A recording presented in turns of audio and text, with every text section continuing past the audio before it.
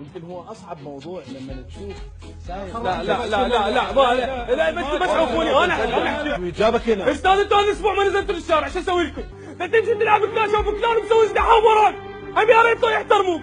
تنزلهم طلب ارشر يدزوا لك طلب تلين. يا اخي لا تنزل تلين. ما اريد تلين. الله اكبر عليكم. لك هم منزل المنير الحداد هم منزل.